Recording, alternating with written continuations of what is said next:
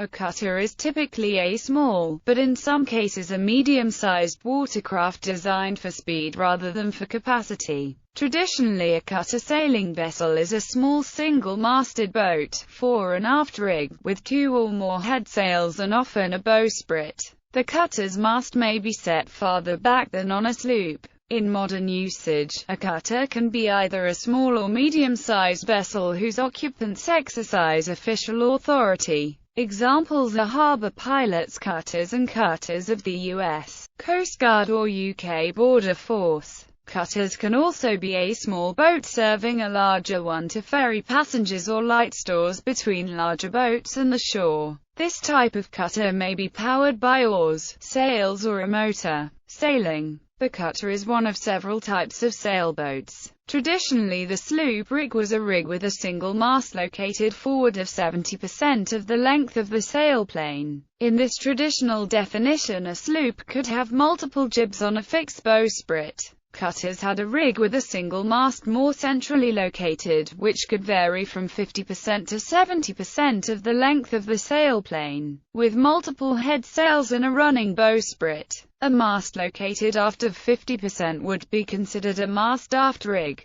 Somewhere in the 1950s or 1960s there was a shift in these definitions such that a sloop only flew one headsail and a cutter had multiple headsails, and mast position became irrelevant. In this modern idiom, a cutter is a sailing vessel with more than one headsail and one mast. Cutters carry a staysail directly in front of the mast, set from the forestay. A traditional vessel would also normally have a bowsprit to carry one or more jibs from its end via jibstay on travelers. In modern vessels, the jib may be set from a permanent stay fixed to the end of a fixed bowsprit, or directly to the stem fitting of the bow itself. In these cases, that may be referred to as the forestay, and the inner one, which will be less permanent in terms of keeping the mast up, may be called the stay. A sloop carries only one headsail, called either the foresail or jib. The cutter rig, especially a gaff rig version where the sails aft the mast were divided between a mainsail below the gaff and a topsail above, was useful for sailing with small crews as the total sail area was divided into smaller individual sails.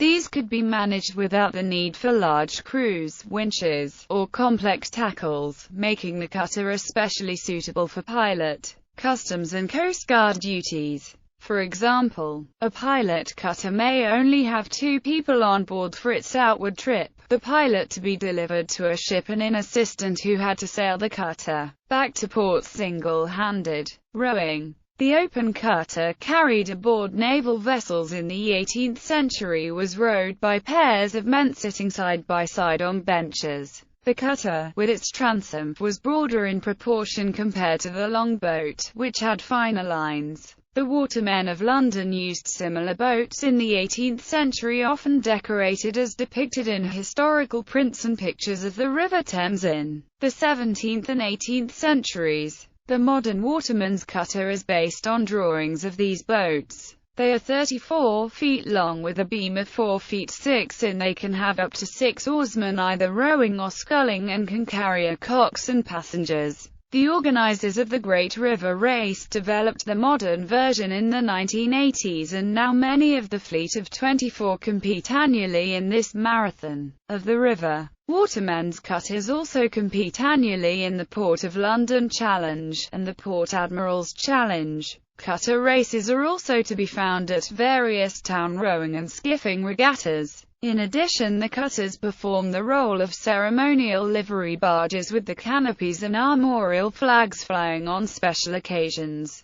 Cutters have been used for record-breaking attempts, and crews have achieved record times for sculling the English Channel in 1996 and for sculling non-stop from London to Paris in 1999. Pulling. A pulling cutter was a boat carried by sailing ships for work in fairly sheltered water in which load-carrying capacity was needed. For example, in laying a kedge. This operation was the placing of a relatively light anchor at a distance from the ship so as to be able to haul her off in its direction. The oars were double-banked. That is, there were 2 oarsmen on each thwart. In a seaway The longboat was preferred to the cutter as the finer lines of the stern of the former meant that it was less likely to broach to in a following sea. In the Royal Navy, the cutters were replaced by 25 and 32-foot motor cutters. However, the cutter's traditional work had grown beyond the capacity of a boat as ships became larger. Though primarily a pulling boat, this cutter could also be rigged for sailing. Naval cutter. Cutters were widely used by several navies in the 17th and 18th centuries and were usually the smallest commissioned ships in the fleet.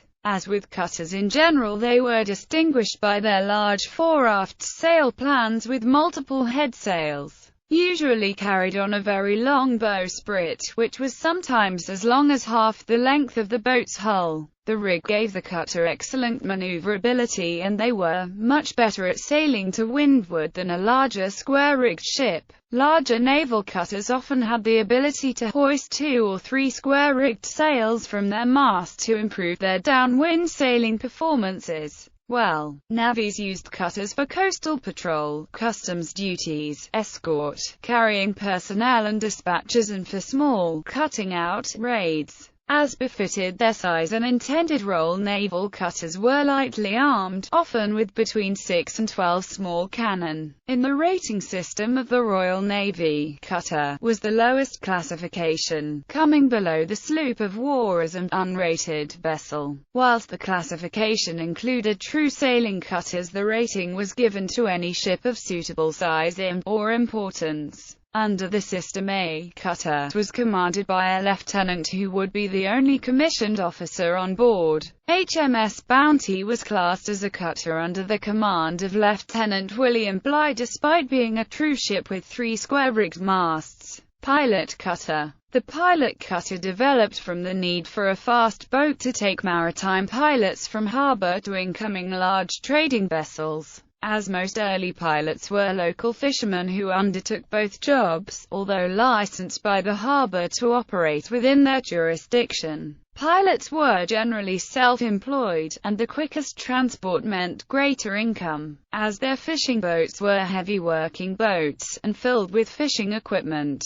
They needed a new type of boat. Early boats were developed from single-masted fishing cutter designs and twin-masted yawls, and latterly into the specialist pilot cutter. The natural dangers of the Bristol Channel brought about over many years the development of the specialist Bristol Channel pilot cutter. According to records from Peel, Somerset, now housed in the Bristol Museum, the first official Bristol Channel pilot was Bargemaster George James Ray, appointed by the Corporation of Bristol in May 1497 to pilot John Cabot's Matthew from Bristol Harbour to the open sea beyond. In 1837, pilot George Ray guided Brunel's SS Great Western, and in 1844 William Ray piloted the larger SS Great Britain on her maiden voyage. Customs services. The term cutter is also used for any seaworthy vessel used in the law enforcement duties of Great Britain's border force,